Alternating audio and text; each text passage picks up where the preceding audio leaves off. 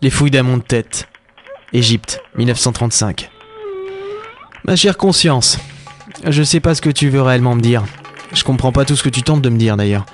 Voilà 3 jours que nous avons quitté l'Angleterre, le professeur Artemuski, son assistante Laura et moi-même.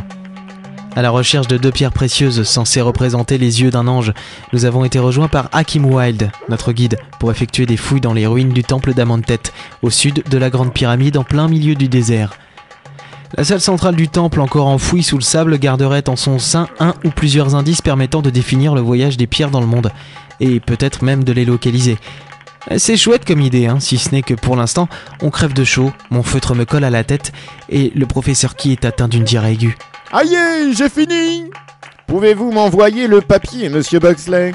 Ça doit vous faire quelque chose de déféquer derrière une dune, non? Ça rend la chose exotique. C'est surtout que ça me gratte, oui. Le sable, ça abîme l'épiderme et malgré mon âge avancé, j'ai encore une jolie peau de bébé sur le postérieur. Voilà, ça y est, on se reculotte et on repart. Les fouilles d'Amontet.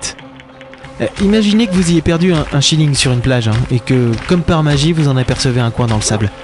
Immédiatement, vous vous mettez à creuser délicatement pour que la pièce ne s'enfonce pas plus. C'est pareil pour Amontet, en plus gros, et avec plus de monde.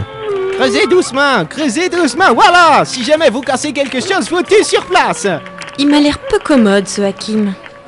Ouais, moi aussi il m'inquiète. Allons, Hakim aime trop son pays, c'est tout. Il aime l'histoire de l'Égypte, c'est une joie pour lui que de retrouver un tel vestige. J'ai pas du tout eu le même effet en retrouvant ma grand-mère.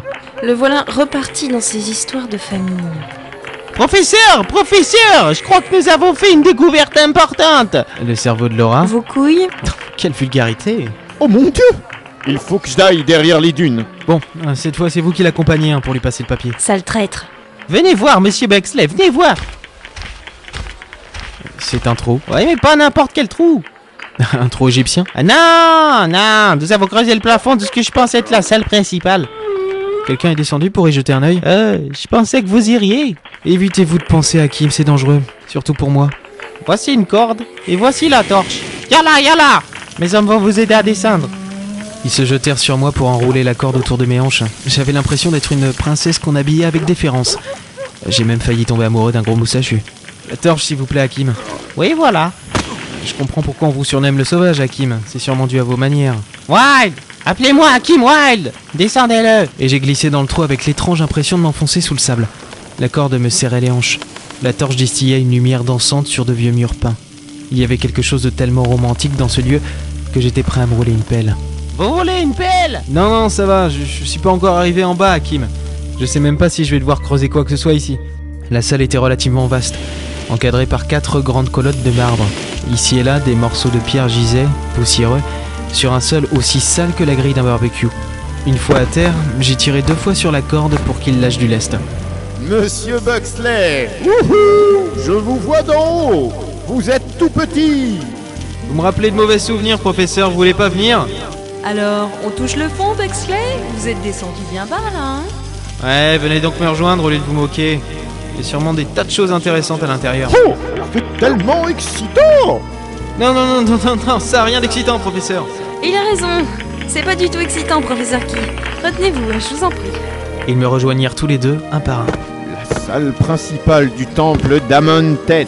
Juste une question tout de même, hein, pour pas trop paraître crétin. Qui c'était ce Amontet? J'en ai jamais entendu parler. C'était un scribe du pharaon Raon. Ah ouais, le célèbre pharaon Beg. C'est cela. Amontet était un érudit. Il écrivit bon nombre de papyrus qui furent parmi les meilleures ventes à l'époque. Le seul problème d'Amontet, c'était sa libido. Libido qui lui valut d'ailleurs le nom d'Amontet. Ah, tête. Qu'est-ce que c'est que ça? Regardez. Une grosse dalle. Oui, mais avec des hiéroglyphes. Il y a de marqué qu'est-ce qui est petit, jaune et mignon mais s'avère très dangereux. C'est une devinette du fameux Sphinx. J'adore les devinettes. Oh non, je me suis encore fait pipi dessus. Qu'est-ce qui est petit, jaune et mignon mais s'avère très dangereux? Petit, jaune et mignon. Vous avez trouvé quelque chose? Pas encore, Hakim, mon bon. Pas encore. Hakim Wild, merde! Je suis sauvage, je suis pas bon! Petit, jaune et mignon, mais dangereux. Mais qu'est-ce que cela pourrait bien être? Il y a l'air d'avoir un mécanisme derrière. La dalle se lève, je crois. Vous croyez qu'il y a quelque chose de caché? Le temple d'Amontet regorgeait de richesses avant qu'il ne soit englouti par une tempête de sable. S'il n'y avait pas eu ce mystérieux gardien chargé de veiller sur les trésors du scribe, les voleurs égyptiens s'y seraient donnés à cœur joie. Un gardien? Oui, oui, un gardien jugé invulnérable, mais tout ceci n'est que légende.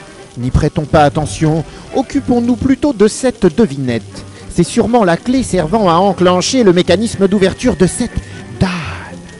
J'ai trouvé!